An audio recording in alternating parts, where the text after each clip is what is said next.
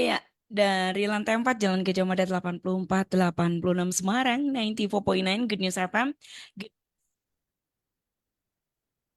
Iya, senang banget. Tuh, nggak mute ya, semoga ya. Saya ini bisa kembali hadir menjumpai Anda di kesempatan siang hari ini mulai dalam program Zona Bisnis dan spesial banget karena bukannya udah lama sih, baru kali ini kita kembali ketemu bareng dengan Despar UKSW atau bisa kita sebut dengan em, FID, Fakultas Interdisiplin ya. Sudah terhubung melalui aplikasi Zoom, saya mau sapa dulu. Kayak saya Sandang ya. Beliau adalah em, kaprodinya. Itu tuh mesti ngintip tuh. Kaprodi dari Magister Studi Pembangunan. Saya mau sapa dulu. Kayak saya apa kabar? Kabar baik Mbak Indi, salam sehat, selamat siang. Iya, senang banget ya. Ini konon beliau ini em, mantan penyiar. Jadi kita lagi Wah. nge-host bareng ceritanya. Sudah lama sekali itu, iya iya betul. Oke, buat suaranya masih dapat nih, voice-nya voice penyiar nih Kak, tetap ya. Kenapa sih saya panggil Kak? Karena beliau ini kalau di kampus juga dipanggilnya Kak ya, kalau di kampus UKSW ya Pak, kayak saya. Betul, Mm-mm. kalau di kami itu selagi masih terlihat muda biasa dipanggil Mas, Kak, Mas Mbak. Kak. Tapi kalau yang udah sepuh senior lah itu baru kita panggil Heeh. Pak lah. Jadi ada semacam atmosfer yang apa ya, dekat begitu dengan mahasiswa, tidak terlalu ada jarak yang formal sekali.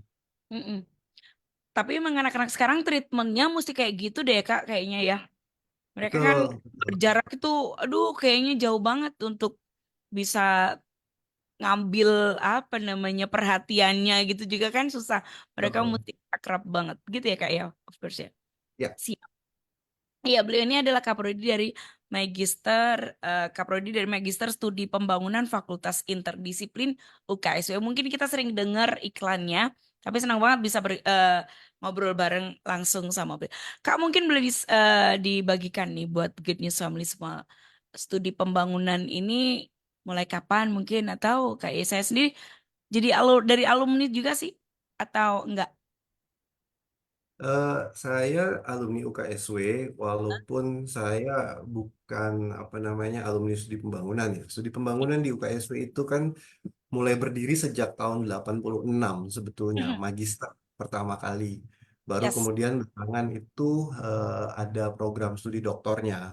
Mhm. Nah, sedangkan untuk yang program S1-nya itu ada di bawah Fakultas Ekonomi dan Bisnis, tapi lebih ke arah ekonomi pembangunan. Jadi namanya itu program studi ilmu ekonomi pembangunan. Nah, Hmm. yang membedakan antara dua program studi ini, ekonomi pembangunan dan studi pembangunan, itu lebih kepada penekanannya. Kalau di kami itu lebih kepada studi-studi interdisiplin. Kalau di ekonomi pembangunan itu penekanannya pada ekonometri, ekonomi pembangunan. Jadi Hmm. aspek-aspek perencanaan pembangunan yang lebih ke arah kuantitatif ya. Kalau Yes. kami itu kekuatannya itu lebih kepada studi-studi kualitatif, studi kebijakan, studi apa namanya lapangan yang berbasis langsung pada kenyataan sosial yang dialami oleh masyarakat. Nah, Mhm. itu yang menjadi apa namanya kekuatan kami ya. Jadi studi-studi tentang ragam persoalan pembangunan itu kami dekati secara interdisiplin, fokus pada agenda pembangunan berkelanjutan, baik pada skala global, lokal, dan hubungan antara keduanya. Lalu kemudian juga riset-riset kami, program kami itu diarahkan selalu pada situasi real di lapangan ya. Jadi harapannya itu bahwa program dan riset-riset kami itu betul-betul berdampak. Jadi Mhm. ke kebijakan, ke apa namanya situasi di masyarakat, advokasi, dan itulah yang membuat kami menjadi unik ya.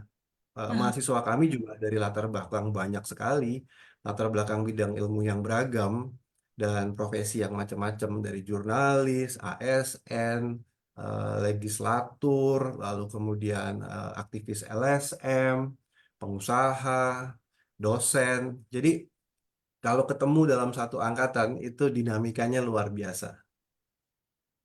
Keren, keren. Ya, bisa saling belajar juga ya. kayak paling enggak ya. Betul, Karena persis. emang dari apa namanya beda-beda interdisiplin tadi disebutin ya. Betul. Iya, iya, iya. Em, Kalau studi pembangunan ini bisa dibilang apakah jarang dari beberapa kampus gitu? Kalau di Indonesia bisa dihitung nggak sih, Kak? Atau jarang atau memang let's say di UKSW ini bisa dibilang kayak pionirnya juga atau satu Oke. boleh Ya, dijelaskan? apa namanya, berhubung Mbak Indi mengangkat pertanyaan ini, saya jadi ingat. Studi pembangunan UKSW itu tergabung di dalam apa yang kita sebut sebagai Asosiasi Studi Pembangunan Indonesia.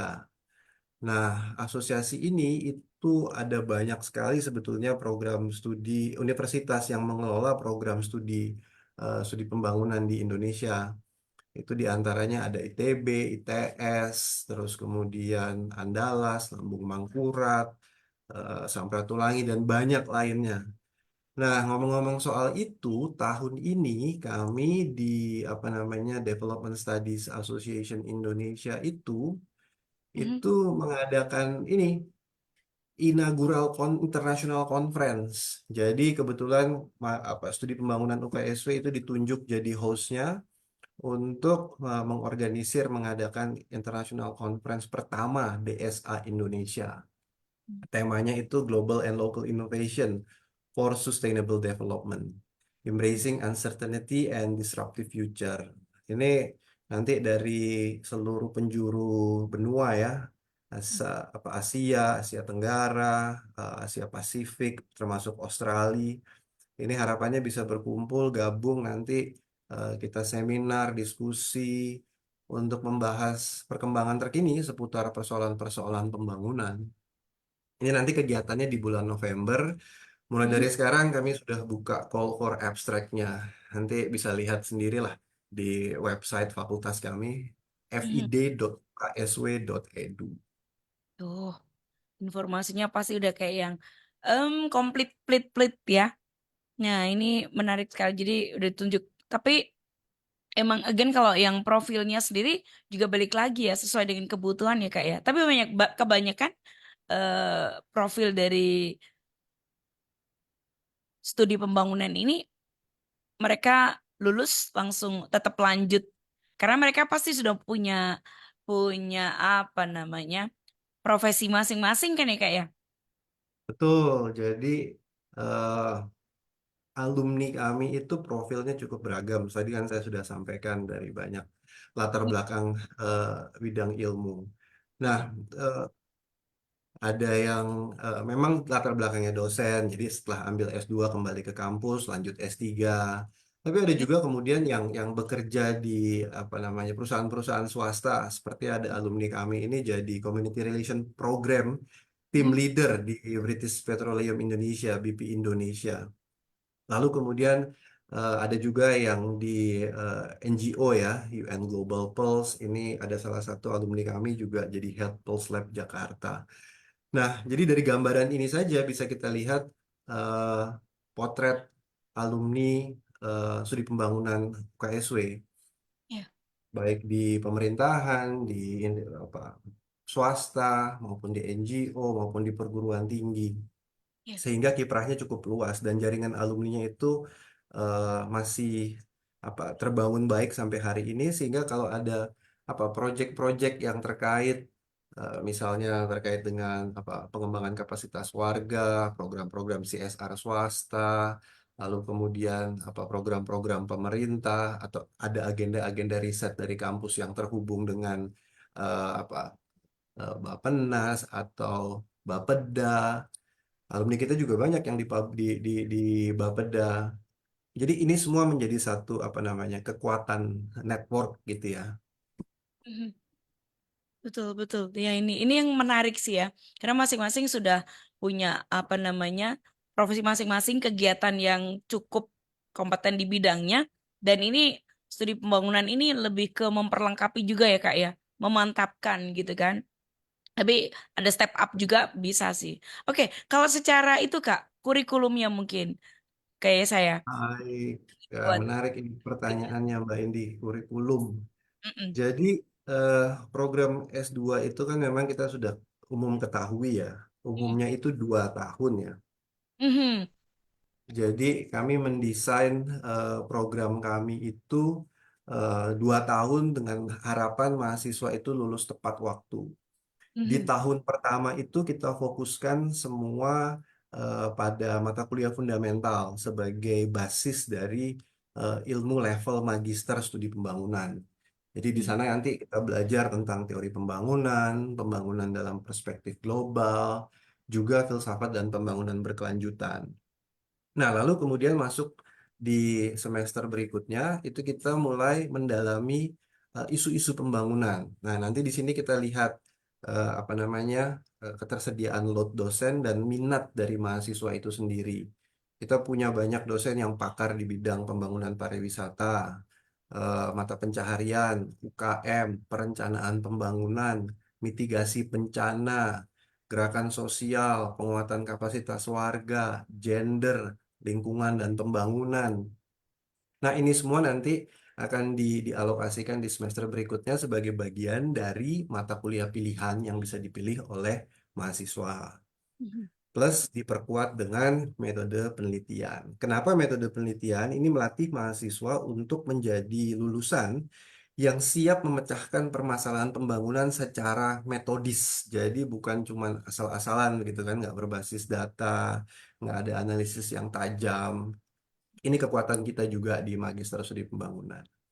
Nah, lanjut ke akhir tahun pertama, itu kita fasilitasi dengan program internasional. Jadi, tadi ada perspektif global, ada perspektif lokal. Yang global ini kita kerjasamakan dengan universitas di Australia. Ada namanya itu Postgraduate Field School. Itu kita sudah jalan tahun ini tahun kedua dengan University of Sydney Schools of Geoscience. Jadi mahasiswa dari sana datang, gabung dengan mahasiswa, 2 minggu full kita belajar di lapangan, membaca, berinteraksi terkait dengan isu pembangunan. Yang tahun lalu itu isu pembangunan masyarakat pesisir dan masyarakat agrikultur di wilayah rural pegunungan. Nah, tahun ini kita akan replikasi lagi. Satu lagi program internasional yang kita punya adalah Human Origin Heritage. Ini fokusnya kepada pembangunan eh, sites dari World Heritage. Dalam hal ini, contohnya di Indonesia kita tahu Sangiran sudah diakui sebagai World Heritage Sites dari UNESCO. Jadi mhm, kita 1 minggu lebih ya, dua sampai 3 minggu tuh antara Sangiran, Bumi Ayu, Semedo, belajar bagaimana tentang dinamika pembangunan seputar World Heritage Sites, tantangannya, masalahnya, bagaimana kemudian masyarakat bisa apa namanya terlibat, aktif. Jadi menarik di tahun pertama itu. Nah, tahun kedua itu sudah lebih banyak proyek individual ya, tesis, mhm, riset. Jadi mhm, lebih banyak bimbingan intensif. Jadi iya, betul-betul yang menggairahkan tuh di tahun pertama sebetulnya. iya, iya, iya. Begitu. Eksplorasi dalam ya Kak ya, lebih banyak ya. Betul, Mhm, betul, betul. Ini saya kasih lihat misalnya Human Origin Heritage kita di di Sangiran dan di kampus. Lalu kemudian Postgrad Field School. Ini kita kemarin bikin di wilayah Kabupaten Semarang, Magelang, di dataran tinggi ya, naik ke arah kaki Gunung Merbabu sana, Gunung Telomoyo. mhm. Gitu, Mbak Indi. Iya, iya. Ini menarik kalau ngomongin tentang heritage dan segala macam. Ini semua adalah hal yang dibutuhkan secara secara lokal sih Indonesia ya Kak ya. Nah Indonesia kan banyak juga kayak heritage area yang butuh untuk eh, ya sekali lagi namanya heritage ya untuk dilestarikan yang kayak gitu. Terus bagaimana mempertahankannya bahkan dibangun. Jadi artinya banyak sekali peluang yang bisa dikerjakan oleh lulusan dari studi pembangunan ini.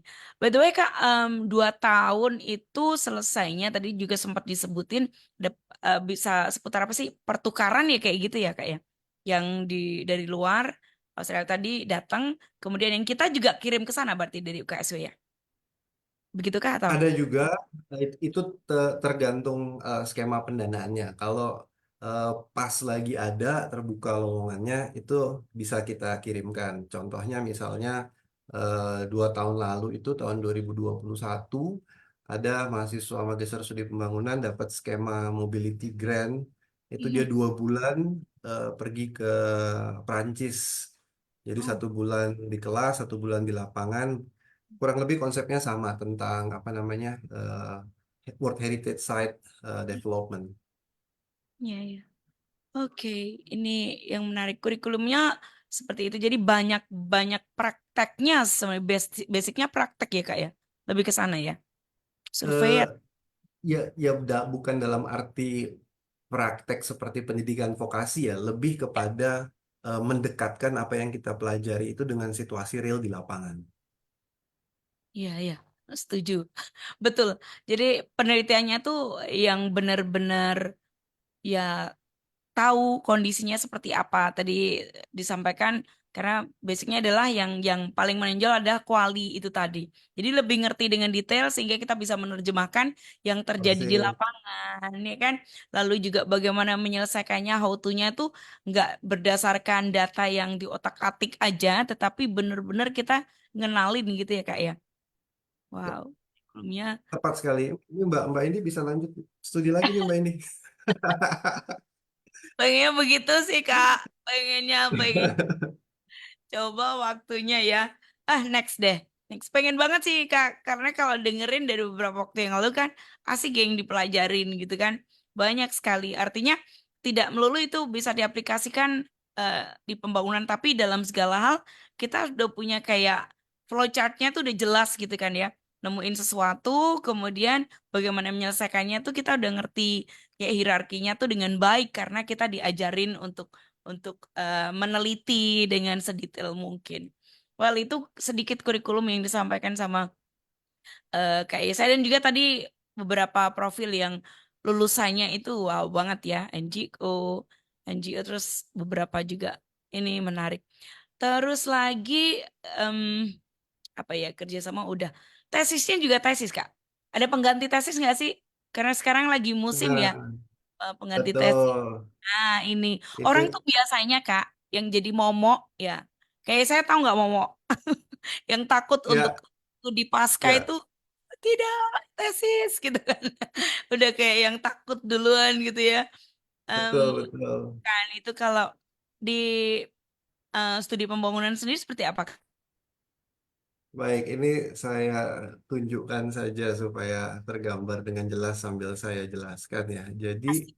eh, di program studi magister ini juga saya tulis di sini doktor ya. Itu Mhm, sebetulnya eh, tidak muluk-muluk ya, walaupun kita masih tetap apa namanya memberikan syarat publikasi internet apa publikasi jurnal ya. mhm, Jadi kalau di magister itu jumlah maksimum SKS dengan nilai C adalah 6 SKS. Eh, jadi selebihnya itu harus di atas itu. Lalu mhm, kemudian syarat ujian eh, akhir itu adalah sudah diterima satu artikel atau sudah publish di jurnal nasional saja. Itu untuk magister, jurnal nasional terakreditasi. Ini mhm, adalah syarat minimal untuk ujian tesis. Nah, nanti apa yang diujikan? Yang diujikan itu adalah draft artikel yang belum dipublikasi atau monograf dari penelitian tesisnya. Jadi ujian itu hanya apa publikasi itu syarat untuk ujian satu saja. Dan ini makin ke sini sebetulnya bukan barang yang sulit. Jadi bukan momok juga Mbak Indi. Karena iya, di Indonesia sistem apa penerbitan jurnal itu sudah terstandarisasi, sudah semakin banyak, kualitasnya semakin baik. Ada sistem pemeringkatan yang berjenjang. Itu kita kenal pakai sistem namanya Sinta. iya Jadi Sinta. ada Sinta, Sinta 1 sampai Sinta 6. Mhm. Terbit di salah satu jurnal itu saja sudah bisa ujian. Nah, nanti Wah, mantap. implikasinya kalau terbit di jurnal Sinta yang tinggi, itu Mhm, nanti nilainya akan semakin tinggi 30% dari nilai total tesisnya. Jadi untuk ujian tesisnya itu sendiri komponennya 70%. Jadi kita upayakan sedemikian rupa buat mahasiswa itu bisa lulus tepat waktu, tidak apa namanya terlunta-lunta dengan syarat kelulusan harus publish. Tidak, makin ke sini itu sebetulnya makin mudah, tapi bukan berarti juga gampangan ya, karena itu Betul. tadi ada sistem perankingan jurnal itu. Mhm. Begitu, Mbak Indi. Ya, ini menarik ini ya. Jadi semuanya mudah ya, terbantu dengan baik supaya kita tidak apa namanya ya nggak gampangan lah karena beberapa juga ya kalau mahasiswa tuh ada juga dua golongan seperti itu kan ya Kak, ada yang aduh susah terus dikasih kemudahan wah nanti ceritanya jadi gampang gitu.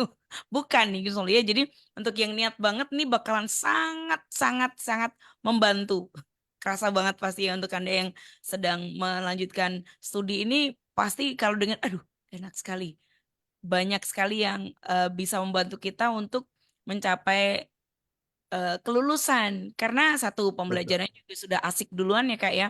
Belajaran itu kita dekat banget dengan sumber kasus, sumber masalah, kemudian kita belajar untuk exploring apa gitu kan. Itu tadi udah dijelasin tentang kurikulumnya seperti itu.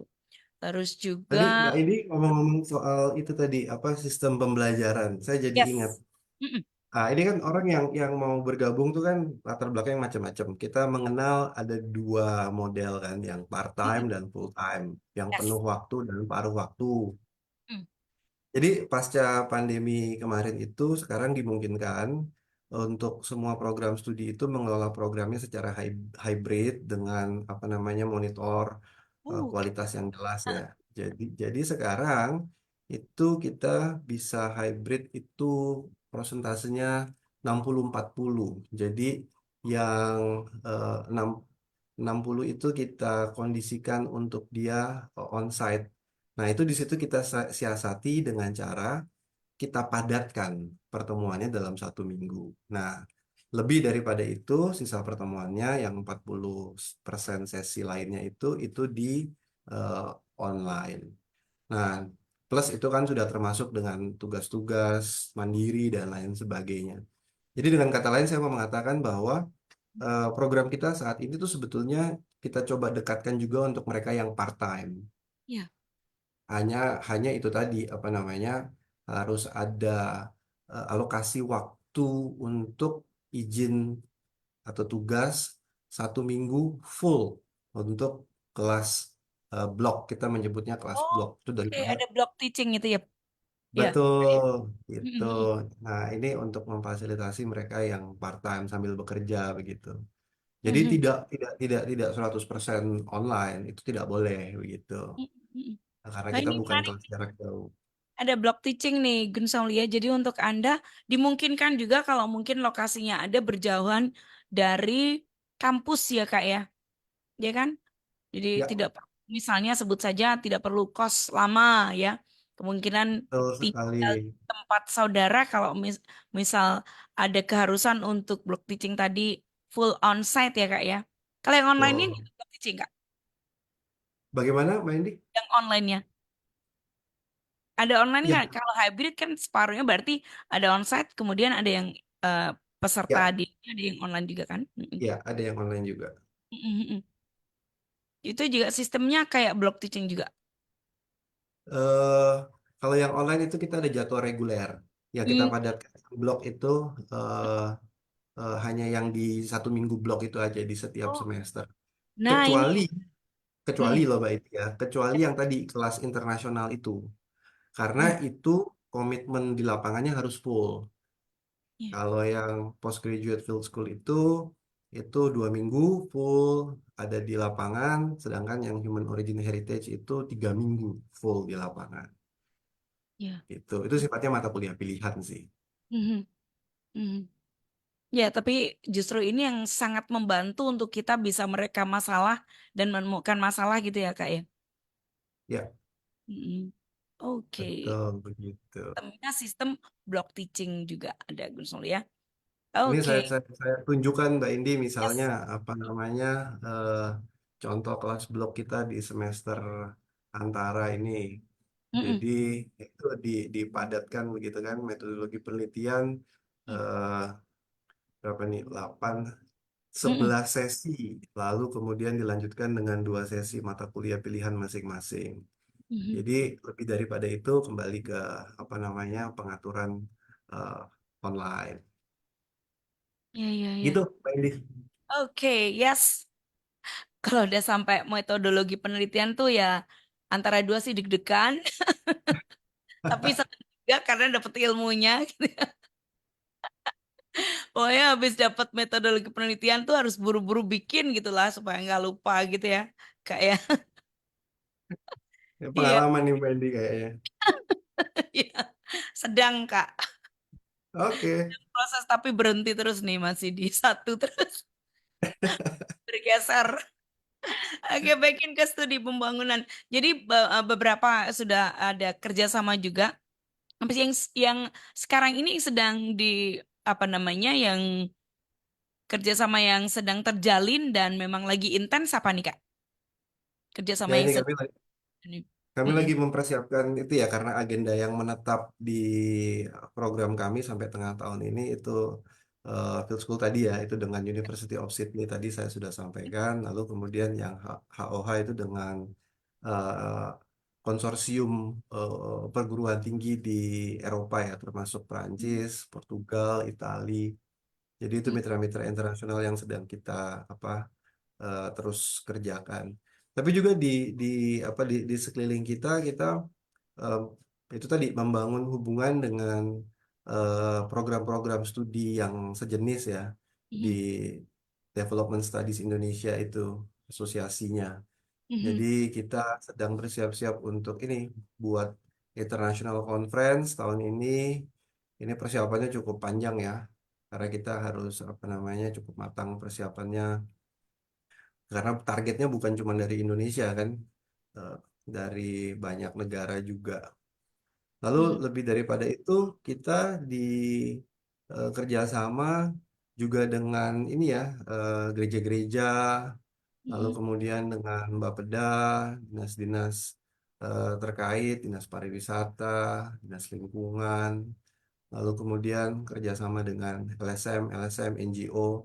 Saya sendiri beberapa kesempatan itu jadi reviewer riset-risetnya Bapeda. Saya juga sedang kerjasama dengan apa namanya peneliti di BRIN terkait dengan hukum kepariwisataan dan pembangunan berkelanjutan. Lalu saya juga ada kerjasama dengan LSM di Jogja membahas seputar tentang politik ekonomi pembangunan pariwisata di Selatan Jawa. Ya, jadi itu saya hanya memberi contoh potret kecil aja ya. Dosen-dosen kita nggak kurang-kurang itu jaringan kerjasama Keren. yang terlembaga di program ini. Iya loh, itu kalau ketemunya kaprodinya begini, waduh, sudah aman lah Gun Solia untuk Anda yang mau bergabung. Kak, ini biasanya kalau di studi pembangunan ada syarat tertentu nggak sih, meskipun disebutin interdisiplin ya. Jadi disiplin ilmu yang masuk itu kan, memang mungkin ada semacam apa istilahnya matri. Ada nggak kayak matrikulasinya? Enggak ya? Karena memang Oke, mm, terima kasih Mbak Indi itu pertanyaan yang sangat baik. Jadi oke. ini selalu jadi pertanyaan siapa yang boleh masuk, lalu kemudian syaratnya apa saja. Jadi begini Mbak Indi, di UKSW itu kita sadar bahwa itu tadi pendidikan itu hak setiap orang gitu ya.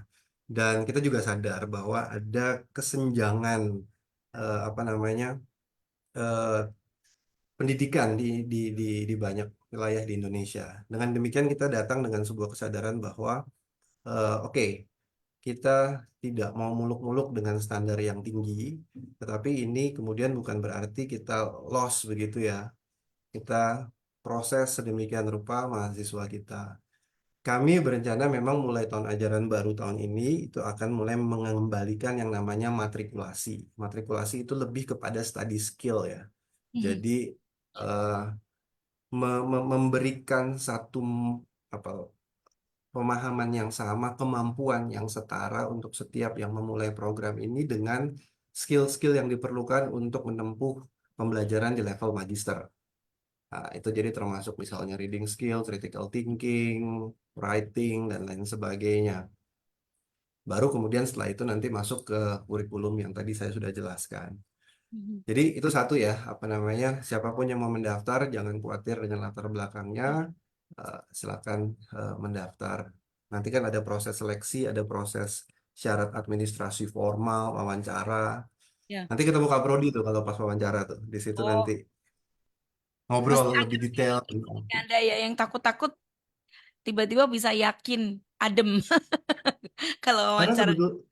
Mm-mm. Mbak Indi, sebetulnya studi lanjut itu tuh kalau menurut saya ya kuncinya itu ada pada motivasi sih. Kalau kita punya motivasi yang benar begitu, semua halang rintangan, semua program yang disediakan itu maka bisa dilalui. Tapi Mm. kalau kita motivasinya udah salah begitu, cuman sekedar mau ambil gelar, cari gelar aja, ya maaf-maaf itu nanti jadi sulit di tengah jalan begitu. Jadi harus punya mindset yang benar dulu, itu satu. Nah, lalu kemudian melanjutkan Mbak Indi tadi latar belakang. Saya bilang kan ini program interdisiplin. Nah, ini saya tunjukin aja nih sesuatu yang mungkin menarik untuk diketahui pemirsa begitu ya. Mm. Bahwa apa yang disebut sebagai interdisiplin itu adalah ini tadi, mengintegrasikan pengetahuan dan metode dari latar Mm. belakang disiplin yang ada untuk disintesakan menjadi sesuatu bagian dari pemecahan solusi atau pendekatan terhadap masalah pembangunan. Jadi misalnya contohnya saya ini latar belakang hukum. Lalu kemudian saya meneropong permasalahan seputar pariwisata dan lingkungan. Saya melihat itu dari sisi tadi bagaimana regulasi dan kenyataannya dan prakteknya. Itu contoh misalnya pendekatan interdisiplin.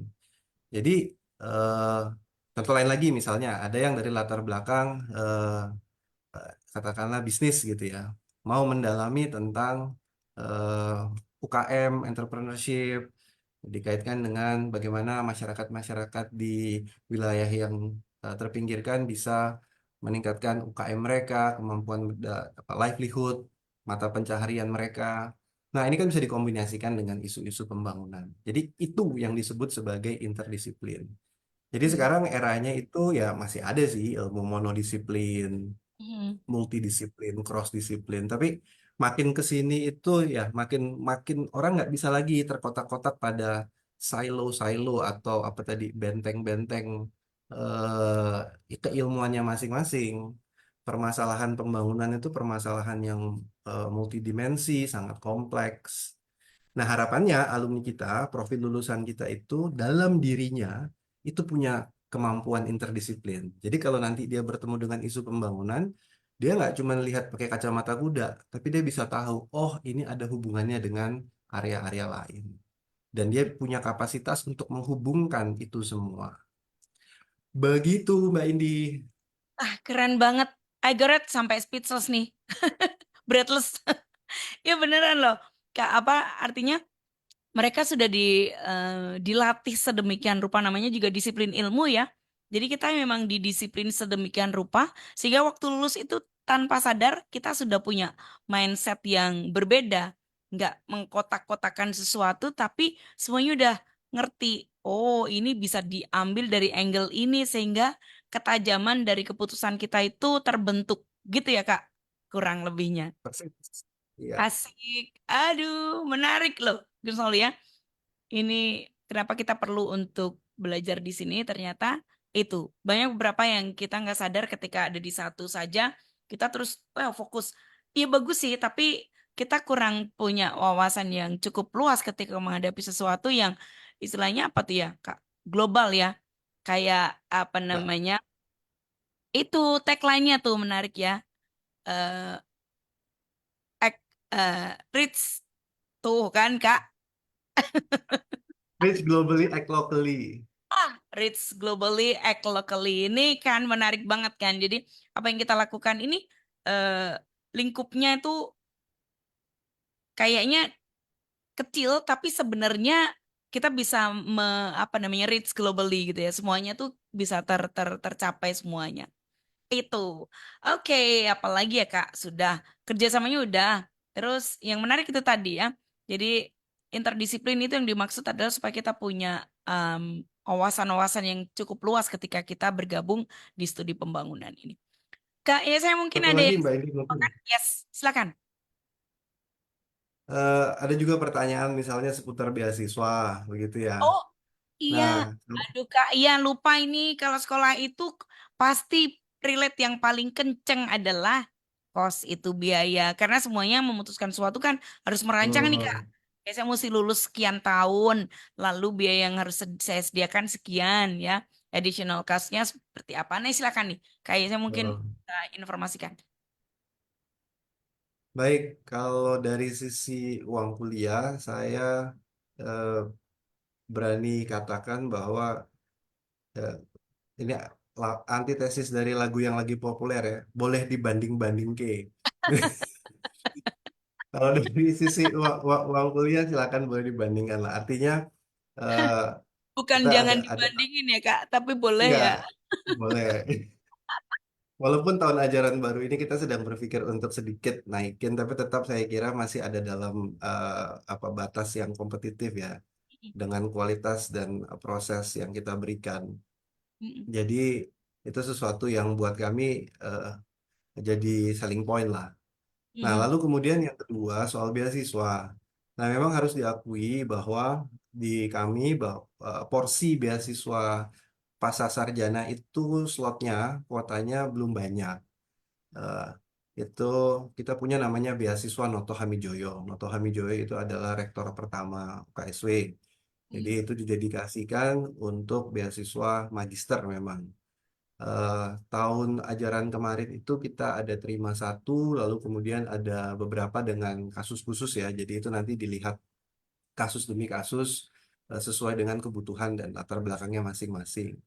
Tapi selain daripada itu sebetulnya ada banyak skema beasiswa yang difasilitasi oleh banyak pihak, termasuk misalnya oleh pemerintah, beasiswa riset dari BRIN itu. Mahasiswa kami tahun angkatan 2023 kemarin itu ada yang satu orang submit, kita masih menunggu hasilnya. Itu beasiswa riset, talenta riset unggulan kalau saya nggak salah. Lalu kemudian ada juga hibah-hibah riset dikti untuk mahasiswa magister. Lalu ada skema riset ya bantuan riset dari LPDP.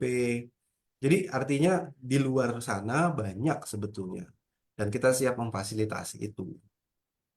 Begitu Mbak Indi, Ini keren semoga ini. menjawab. Iya, iya. Ini juga apa namanya bukti dari integritas apa nama institusi ya. Karena ada beberapa yang dari luar tapi bisa dialokasikan buat mahasiswa ya Kak ya. Seperti itu ya. Mm-mm. Oke, baik. Ini biayanya boleh dibandingkan, Gunsallia. Ya. Informasinya bukan jangan tapi boleh dibanding-bandingkan. Kalau kualitasnya nikmati saja gitu ya. Begitu sudah enter nanti, waduh, pokoknya asik lah ya. Bisa ngobrol-ngobrol juga. Oke, Kak bisa di em, apa namanya diakses di mana sih informasinya? Di website ya, of course ya. Ini tadi fid.uksw.edu. Ya, fid.uksw.edu, Gunsol ya. Lebih lengkapnya di sana Ya. juga Atau ada. di search Mm-mm. engine apapun itu di mesin pencari online, ketik aja gitu FID Yes. UKSW nanti pasti keluar. Ya, oke. Terus lagi biaya sudah. Em, apa lagi? Terus kemudian siapa saja boleh ternyata semuanya bisa ya. Dan nanti sedang dirancang juga pembekalan untuk bisa lebih lebih bisa mengikuti studi ini dengan baik gitu ya. Karena kan seperti kalau misalnya masuk ke dokter pasti juga harus dilengkapi ada syarat tertentu gitu kan ya Kak. Sementara kalau di sini nih banyak yang bisa dikerjakan nih, Gus Noli, ya banyak yang bisa dilakukan kelulusannya. Tapi apa yang akan dibekali, apa yang dibekalkan untuk Anda supaya bisa mengikuti studi ini juga dirancang khusus buat gensomisme. Ada yang tertinggal nggak Kak informasinya? Kayak saya. Kalau ada Kita. yang tertinggal silakan hubungi kami, bisa nanti kami jelaskan lebih jauh pastinya. Ya, ya, ya. Siap. Oke. Terus apa lagi ya? Kayak saya mungkin ada cerita dari mahasiswa, testimoni Cerita dari testimoni dari mahasiswa yang udah lulus kayak gitu. Pernah nggak sih ngobrol kayak gitu betapa hmm, Ya, Mungkin. itu rutin sih. Artinya kita punya punya rubrik ya di Oh, oke. website kami itu. Jadi apa namanya eh, di apa dilacak begitu ya. Ada namanya tracer study itu dilacak alumni kita ada di mana. Lalu kemudian apa yang sedang mereka kerjakan belakangan ini. Lalu kemudian bagaimana ilmu yang mereka dapat itu bisa bermanfaat terkait dengan dunia yang mereka sedang geluti sekarang.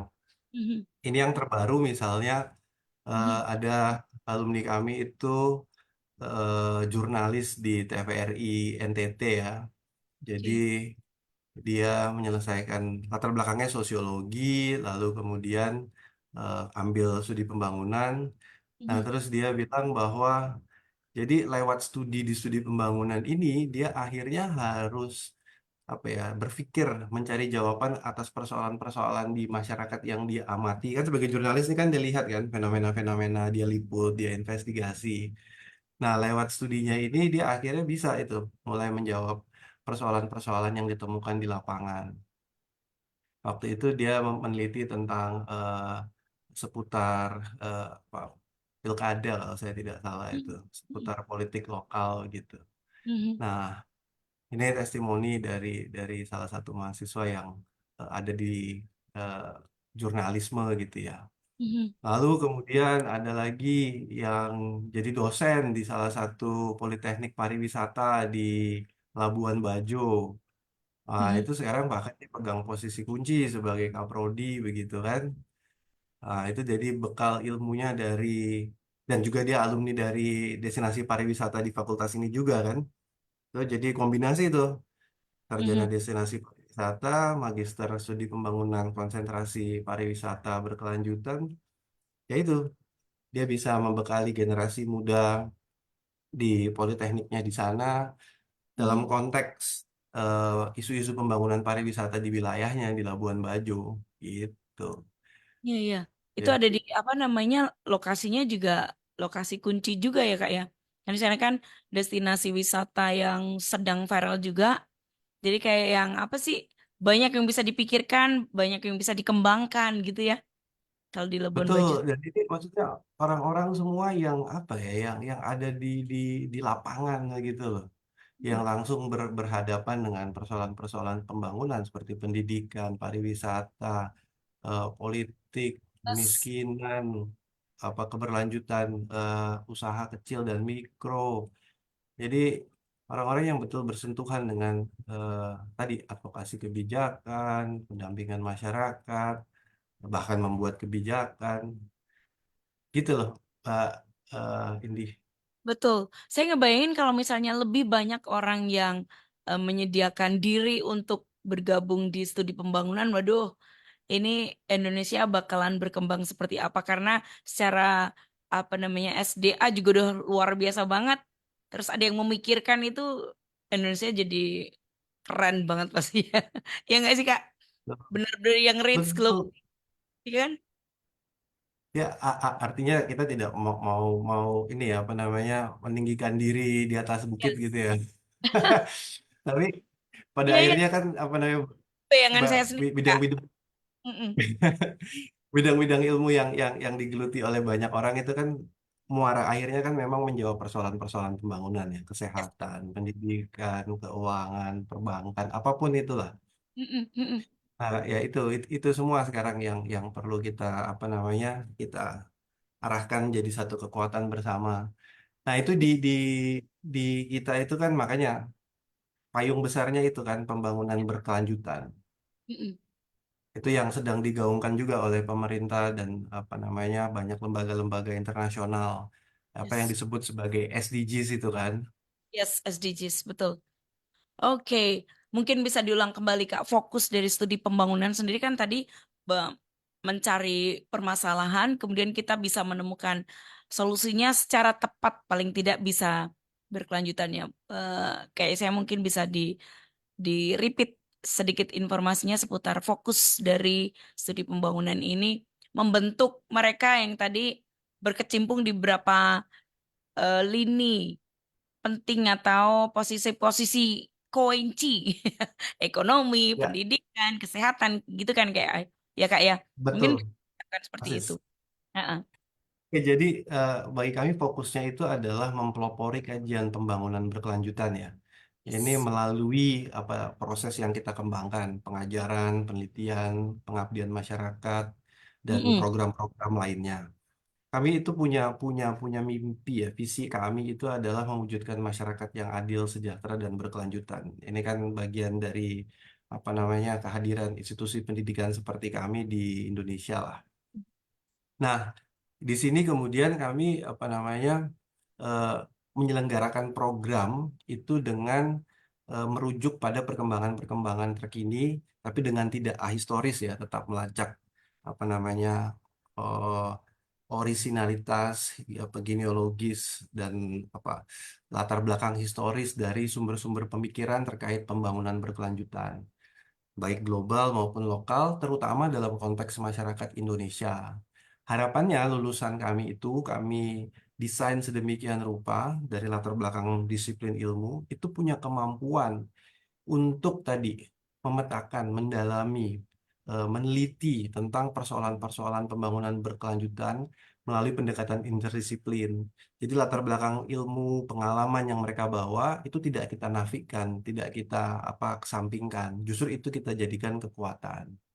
Lalu Hmm. kemudian akhirnya ini kami mengemban misi yang kami berikan juga kepada alumni kami adalah mengembangkan model pembangunan inovatif berdasarkan dari tadi proyek tesis mereka, kegiatan-kegiatan yang kita program lewat banyak agenda-agenda prodi dan juga apa riset yang berdampak terhadap masyarakat. Gitu yang kita coba Mbak India.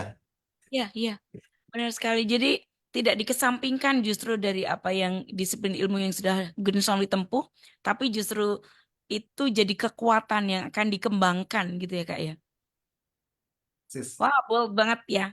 Pesannya ini bold banget. Jadi banyak yang bisa dikerjakan sih dari lulusan studi pembangunan ini. Oke, Kak, ya saya masih ada yang mau diinformasikan. Kalau tidak nanti ke pesan semangat, closing statement ya. Kemudian bagaimana bisa ini sudah mulai kalau mahasiswa baru udah ya Kak? Sudah bisa mulai melakukan proses pendaftaran. Ini informasi terakhir, kami sudah ada dua pendaftar ulang, ada dua Mhm, lagi yang baru proses pendaftar, jadi kami kira-kira sudah ada empat masih di bulan Februari. mhm, Proses pendaftaran masih kami buka sampai nanti di Agustus ya, di mhm, Agustus. Jadi rata-rata satu angkatan itu kita ada di angka belasan sih. mhm. Jadi kita pernah sampai 20-an sih satu angkatan magister itu ya. Jadi Hmm, itu apa jumlah yang menurut kami ideal ya untuk proses mhm, pembelajaran yang dinamis, interaksi dosen mahasiswanya juga optimal. mhm. Jadi jangan tunda. Kalau nanti tiba saatnya mungkin kita harus pakai sistem kuota kita tutup. Jadi dari sekarang silakan. Betul, iya. Harus ikut sekarang ya, join sekarang aja kuliah. Inden lebih baik daripada nanti sistem kuota kata KY saya. Ya Tutup kalau lah. nanti kita tutup rasionya dosen mahasiswa ya. Iya. Kayak saya mau pesan semangat dan closing statement buat Genya Somli dan juga kita semua. Ya buat semua pendengar Good News yang ingin studi lanjut eh, harus punya mindset motivasi yang tepat, punya semangat belajar untuk selesai sampai di garis akhir program yang didaftar. Eh, Semua program fasilitas yang disediakan dimanfaatkan, punya ambisi dan disiplin belajar yang tinggi, apapun latar belakang dari manapun Anda berasal, selama ada niat dan motivasi itu, kami siap membantu. Oke, baik Gensoli itu tadi yang bisa kami hadirkan dalam perbincangan singkat ya. Bersyukur karena teknologinya tidak sedang mengganggu, biasanya suka putus-putus nih Kak. Itu juga persoalan pembangunan. Puji Tuhan kayak saya thank you banget sudah mewarnai informasi dan kabar baik buat Gensoli semua di kesempatan siang hari ini dan terima kasih untuk kerjasamanya bersama dengan Good News selama ini Kak ya. Thank you, sukses selalu buat kayak saya dengan studi pembangunannya ya. Tetap jadi berkat Saya Indi dan juga kayak saya Sandang untuk Good News FM. Bisa listen for you at 94.9 Good News FM, Good News for the Terima Family. kasih.